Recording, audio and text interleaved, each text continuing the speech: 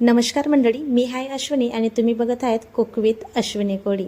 तर चला तर मग व्हिडिओला सुरुवात करूया। आज एवढा घाईगडबडीचा दिवस उगलेला होता ना की खरंच सांगायलाही कंटाळा येतोय, कारण आज मला बिर्याणी खायची होती आणि नवरोबाला आणि मुलगाला भाजी आणि भात म्हणजे मटण रस्सा आणि भात।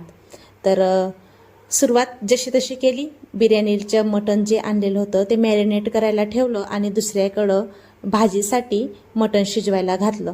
आता जे जगभराचे मसाले आहेत ना ते जगभराचे मसाले घालून मीठ घालून सगळं हे मटण मॅरिनेट करून आपण एका साईडला ठेवून देणार आहोत, कारण एवढी उबड दुबड चालू होती, म्हणजे लुडबुड चालू होती की समजेच ना की कुठल्या गोष्टी काय करायच्या नाही करायच्या। कारण सगळ्या गोष्टी करणं म्हणजे ॲट ए टाईम 2 वस्तू बनवणं म्हणजे खूप किचकट काम असतं।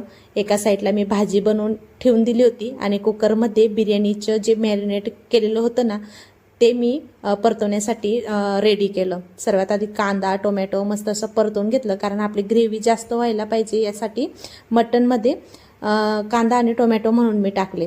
आता जे मॅरिनेट केलेलं जे मटण होतं ना ते मटण पण आता मस्त असं परतून घेणार आहे, जेणेकरून हे मटण मस्त असं शिजून जायला म्हणून कुकरमध्ये मी घातलेलं आहे। जर नसेल तुम्हाला कुकरमध्ये घालायचं तर कढईमध्ये तुम्हाला 20 ते 25 मिनिटं लागू शकता हे मटण शिजवायला, आणि कुकरमध्ये जर घातलं ना तर 3-4 शिट्टींमध्ये हे मटण शिजून रेडी होतं। आता मी 3-4 शिट्ट्या घेऊन मटण मस्त शिजवून घेतलेलं आहे।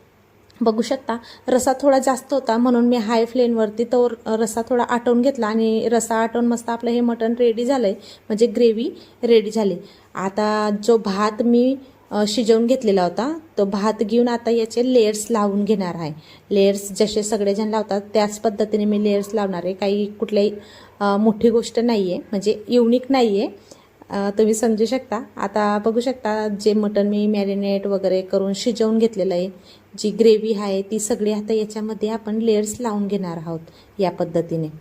जर तुम्ही आपल्या चॅनलवरती नवीन असाल ना तर चॅनलला सबस्क्राईब करून कमेंटमध्ये नक्की सांगा ही बिर्याणी कशी बनली होती आणि कशी नाही, तुम्ही कशी बनवतात ही पण मला कमेंटमध्ये कळवायला विसरू नका।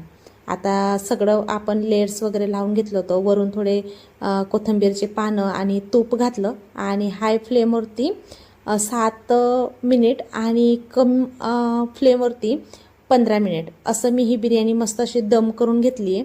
आणि खाली करपायला नको म्हणून मी तव्यावरती हा जो कढई आहे ना ही ठेवली होती।